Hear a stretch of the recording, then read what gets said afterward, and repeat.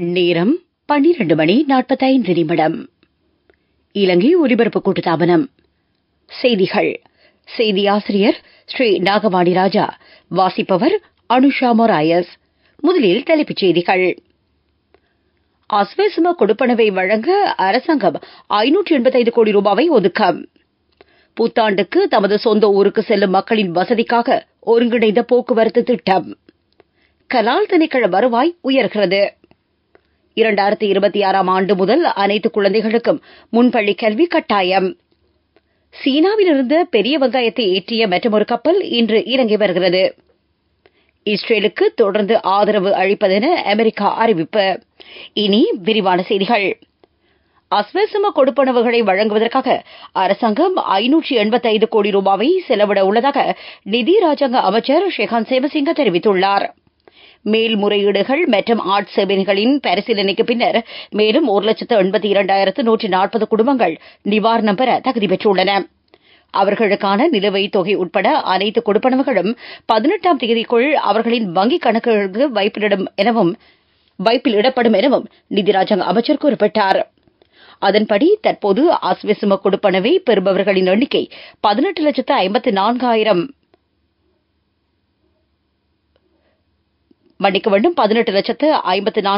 உயர்ந்துள்ளது. கொடுப்பனவை பெறுவதற்கான அனைத்து தகுதி தேவைகளையும் பூர்த்தி செய்த சுமார் 2 லட்சம் குடும்பங்கள் இன்னும் தங்கள் வங்கிக் கணக்கை திறந்து அது தொடர்பான தகவல்களை புதுப்பிக்கவில்லை எனவும் அவர் தெரிவித்தார். இதனிடையே 2ஆம் கட்டத்தில் 4 லட்சத்துக்கும் அதிகமான விண்ணப்பங்கள் கிடைக்கப்பெற்றுள்ளதாக ராஜாங்க அமைச்சர் தெரிவித்தார். அவற்றில் சுமார் 2,86,000 விண்ணப்பங்கள் பரிசீலனைக்கு உள்வாங்கப்பட்டுள்ளதாகவும் அவர் குறிப்பிட்டார்.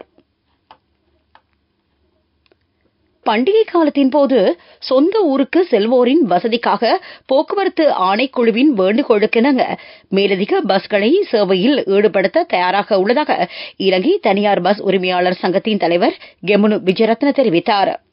புத்தாண்டு சுப நேரம் ஆரம்பிக்கும் வரை பஸ்கள் வழமை போல் இயங்கும் என்றும் அவர் குறிப்பிட்டார். சொந்த ஊர் சென்று மீண்டும் கொழும்பு உள்ளிட்ட முக்கிய நகரங்களுக்கு திரும்புவோருக்காக எதிர்வரும் திங்கட்கிழமை முதல் பஸ்களை சேவையில் ஈடுபடுத்த திட்டமிடப்பட்டுள்ளது. அதிவேக நெடுஞ்சாலைகளிலும் அதிகமான பஸ்கள் சேவையில் ஈடுபடுத்தப்படும். புத்தாண்டு காலப்பகுதியில் சொந்த ஊருக்கு செல்வோரின் வசதிக்காக கூட்டு போக்குவரத்து திட்டம் ஒன்று அமுல்படுத்தப்பட்டுள்ளதாக அமைச்சர் கலாநிதி பந்துல குணவர்த்தன நேற்று கொழும்பில் நடைபெற்ற ஊடகவியலாளர் சந்திப்பில் தெரிவித்தார். போக்குவரத்து அமைச்சின் வழிகாட்டுதலின் கீழ் தேசிய போக்குவரத்து ஆணைக்குழு, இலங்கை போக்குவரத்து சபை, ரயில்வே திணைக்களம், வீதி பயணிகள் போக்குவரத்து அதிகார சபை ஆகியன இணைந்து இந்த கூட்டு போக்குவரத்து திட்டத்தை தயாரித்துள்ளதாக தேசிய போக்குவரத்து ஆணைக்குழுவின் பதில் பணிப்பாளர் நாயகம் நயோமி ஜெயவர்தன இதன்போது தெரிவித்தார். அதன்படி எதிர்வரும் 17ஆம் தேதி வரை பஸ்கள் சேவையில் ஈடுபடுத்தப்படும். கொழும்பு நகரிலிருந்து அடையாளம் காணப்பட்ட 5 வழித்தடங்களில் வழமையான போக்குவரத்துக்காக 700 மேலதிக பஸ்கள் சேவையில் ஈடுபடுவதாக அவர் தெரிவித்தார். அதிவேக நெடுஞ்சாலைகளிலும் பஸ்களின் எண்ணிக்கை அதிகரிக்கப்படுவதாகவும் அவர் குறிப்பிட்டார். கலால் வருமானம் அதிகரித்துள்ளது. கடந்த செவ்வாய்க்கிழமை உற்பத்தி வரி மூலம் 1,440 கோடி ரூபாய் வருமானத்தை தமது திணைக்களத்தினால் ஈட்ட முடிந்ததாக கலால் திணைக்கள ஆணையாளர் நாயகம் M.A. குணசிரி தெரிவித்துள்ளார். திணைக்கள வரலாற்றில் ஒரே நாளில் கிடைத்த அதிக வருமானம் இதுவாகும். கடந்த 3ஆம் தேதி 1,330 கோடி ரூபாய் வருமானத்தை ஈட்ட முடிந்தது. விலை அதிகரிக்கப்பட்ட நிலையில் இவ்வாறான வருமானத்தை ஈட்ட முடிந்தமை குறிப்பிடத்தக்கது. தேசிய வானொலியில் இன்று காலை நடைபெற்ற நிகழ்ச்சியொன்றில் கலந்து கொண்டு அவர் இதனை தெரிவித்தார். இதேவேளை இந்த நிகழ்ச்சியில் கலந்து கொண்ட வளிமண்டலவியல் திணைக்கள பணிப்பாளர் நாயகம் அதுல கருணாநாயக்க இன்று முதல் தற்காலிகமாக மழை வீழ்ச்சி அதிகரிக்கும் என எதிர்பார்க்கப்படுவதாக தெரிவித்தார். இது தற்காலிக அதிகரிப்பு என்பதால் தற்போதைய வெப்பநிலை குறைவடையும் என எதிர்பார்க்க முடியாது என்றும் அவர் குறிப்பிட்டார். நீங்கள் கேட்டுக்கொண்டிருப்பது இலங்கை ஒலிபரப்பு கூட்டுத்தாபனத்தின் செய்திகள்.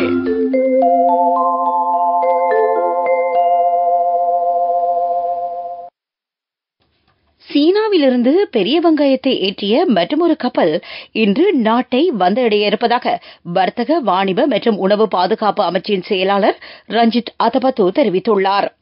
சீனாவில் இருந்து 2 பாரிய கப்பல்கள் ஏற்கனவே நாட்டை வந்தடைந்தன. அவை ஏற்றி வந்த பெரிய வெங்காய தொகை தற்போது நாட்டில் விநியோகிக்கப்பட்டு வருகிறது.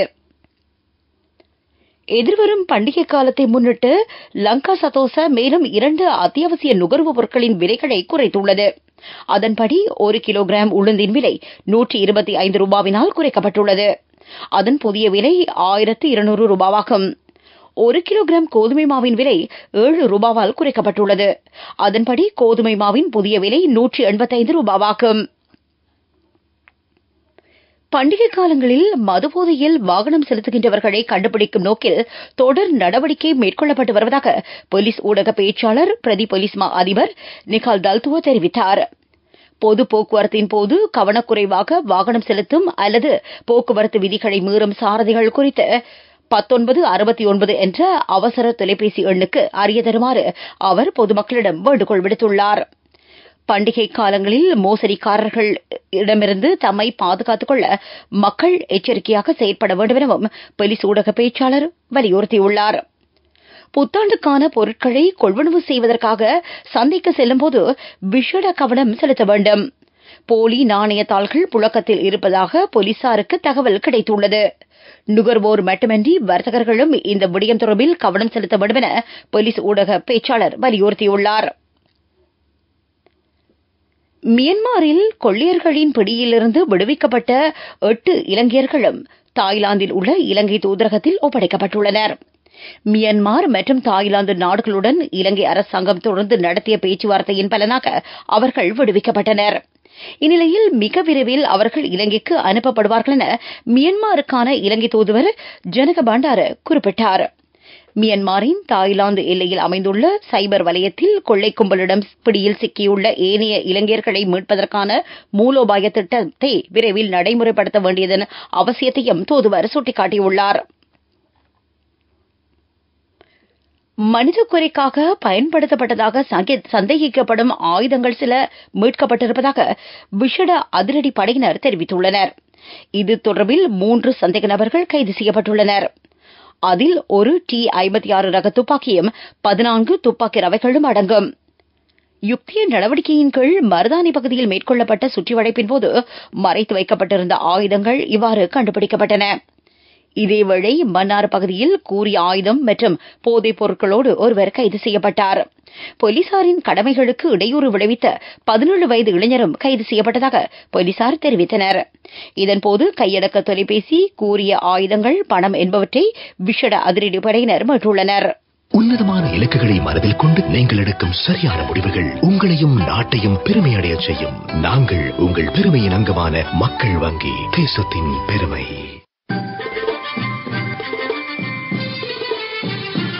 பிரதான செய்தி வழங்குவோர் ஒவ்வொரு வீட்டிலும் இருக்க வேண்டிய வீட்டு வைத்தியர் சித்தாலேப.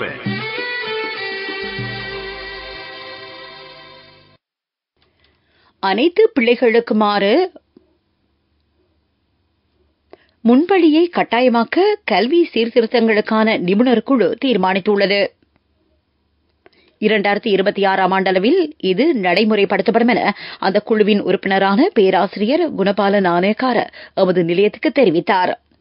4 வயதில் அனைத்து பிள்ளைகளையும் முன்பள்ளிக்கு அனுப்புவது பிள்ளைகளின் ஆரம்ப குழந்தை பருவ வளர்ச்சிக்கு மிகவும் முக்கியமானது எனவும் அவர் சுட்டிக்காட்டியுள்ளார். பிரதான செய்தி வழங்கியோர் ஒவ்வொரு வீட்டிலும் இருக்க வேண்டிய வீட்டு வைத்தியர் சித்தாலேப. உங்கள் கவனத்திற்கு புத்தாண்டு காலத்தில் வலிமையை வெளிப்படுத்தும் விளையாட்டுகளுக்கு முன்னுரிமை கொடுத்து சிறுவர்களை அவற்றுக்கு வழிநடத்த வேண்டியதன் அவசியத்தை கொழும்பு லேடி ரிஜ்வே சிறுவர் வைத்தியசாலையின் விசேட வைத்திய நிபுணர் டாக்டர் தீபால் பெரேரா வலியுறுத்தியுள்ளார். விளையாடுவதற்கு முன்னர் சிறுவர்களுக்கு நீர், பழச்சாறு, கஞ்சி, சூப் போன்றவற்றை அருந்த கொடுப்பது அவசியமாகும். வருடாந்தம் எண்ணெய் உணவுகள் அதிகம் பயன்படுத்தப்படுகின்றன. உடலில் உற்பத்தியாகும் கலோரியின் அளவை குறைப்பதற்கு சிறுவர்கள் முதல் பெரியவர்கள் வரை ஆற்றலை வெளிப்படுத்தும் விளையாட்டுகளில் ஈடுபடுவது அவசியம் என வைத்திய நிபுணர் கலாநிதி தீபால் பெரேரா சுட்டிக்காட்டியுள்ளார். உலகச் செய்திகள்.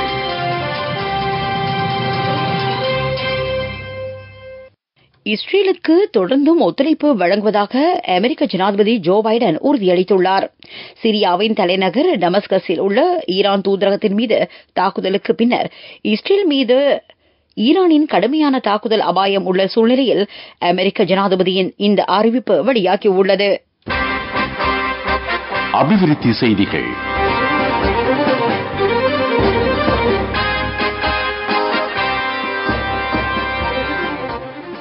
கிழக்கு மாகாணத்தின் சுற்றுலாத்துறையை மேம்படுத்த நடவடிக்கை எடுக்கப்பட்டுள்ளது. அரச தனியார் நிறுவனங்களின் ஒத்துழைப்போடு இந்த வேலைத்திட்டம் நடைமுறைப்படுத்தப்பட உள்ளது. கிழக்கு மாகாணத்தில் இதுவரை அடையாளம் காணப்படாத சுற்றுலா முக்கியத்துவம் வாய்ந்த தளங்களை பிரபலியப்படுத்தவும் நடவடிக்கை எடுக்கப்பட்டுள்ளமை குறிப்பிடத்தக்கது. விளையாட்டுச் செய்திகள். 17வது இந்தியன் பிரீமியர் லீக் கிரிக்கெட் தொடரின் மற்றொரு போட்டி இன்று நடைபெறவுள்ளது. இந்த போட்டித் தொடரின் 25வது போட்டியில் மும்பை இந்தியன்ஸ் மற்றும் ராயல் சேலஞ்சர்ஸ் பெங்களூர் அணிகள் மோத உள்ளன. இந்த போட்டி வான்கடே மைதானத்தில் இரவு 7:30 ஆரம்பமாகும். துடிப்பான யூத்திற்கு லைஃபில் சேஞ்சுக்கு சரியாக செட் ஆகும். கண்கள் மூடி கண்ட கனவுகள் நிறைவேற யூத்திற்கு செட் ஆகும் ஃப்ரெண்ட்ஷிப் இதுதானே. NSBI இத்துரு மித்துரு அக்கவுண்ட் ட்ரீம் நிறைவேற சரியான பிளான். வர்த்தக செய்தி அனுசரணை. தேசிய சேமிப்பு வங்கி உங்கள் பணத்திற்கு பாதுகாப்பான இடம். தமிழ் மற்றும் சிங்கள புத்தாண்டு காலத்தில் முட்டை, மீன் மற்றும் மரக்கறி விலை மீண்டும் உயர்ந்து வருவதாக சந்தை தகவல்கள் தெரிவிக்கின்றன. உள்ளூர் முட்டை ஒன்றின் மொத்த விலை தற்போது 50 ரூபாவாகவும் சில்லறை விற்பனையில் 55 ரூபாவாகவும் உள்ளதாக தெரியவந்துள்ளது. இந்நிலையில் இடைநிலை வியாபாரிகள் முட்டையின் விலையை உயர்த்துவதாக அகில இலங்கை முட்டை உற்பத்தியாளர்கள் சங்கத்தின் பொருளாளர் தெரிவித்தார். இதேவேளை கடந்த சில நாட்களாக மிகவும் குறைந்திருந்த காய்கறிகளின் விலையும் அதிகரித்துள்ளது. அத்துடன் கடந்த நாட்களை விட மீன் விலையும் ஓரளவு அதிகரித்திருப்பதாக சந்தை தகவல்கள் தெரிவிக்கின்றன. வர்த்தக செய்தி அனுசரணை. தேசிய சேமிப்பு வங்கி உங்கள் பணத்திற்கு பாதுகாப்பான இடம். துடிப்பான யூத்திற்கு லைஃபில் சேஞ்சுக்கு சரியாக செட் ஆகும். கண்கள் மூடி கண்ட கனவுகள் நிறைவேற யூத்திற்கு செட் ஆகும் ஃப்ரெண்ட்ஷிப் இதுதானே. NSBI இத்துரு மித்துரு அக்கவுண்ட் ட்ரீம் நிறைவேற சரியான பிளான். பொருளாதார செய்திகள்.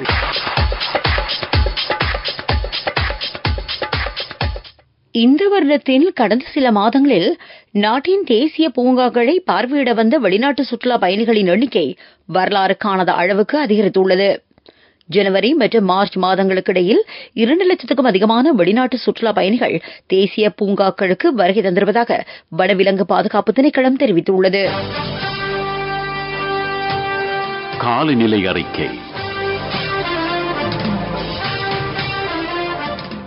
கிழக்கு ஊவா மாகாணங்களிலும் ஹம்பாந்தோட்டை மாவட்டத்திலும் இடைக்கிடையே மழையோ இடியுடன் கூடிய மழையோ பெய்யக்கூடும் என வளிமண்டலவியல் திணைக்களம் அறிவித்துள்ளது.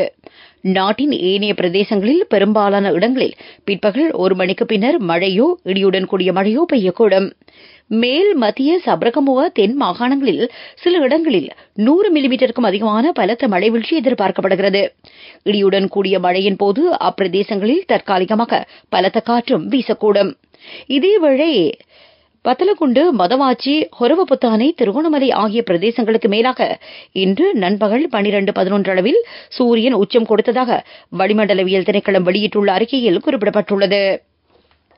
மீண்டும் தலைப்புச் செய்திகள்.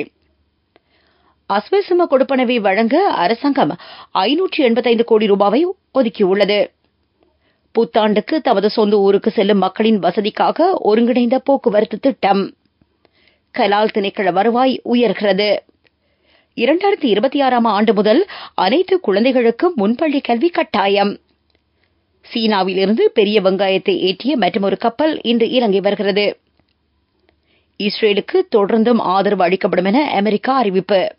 இத்துடன் எமது செய்திகள் நிறைவடைகின்றன. எமது அடுத்த பிரதான செய்தி அறிக்கை மாலை 6 மணிக்கு ஒலிபரப்பாகும்.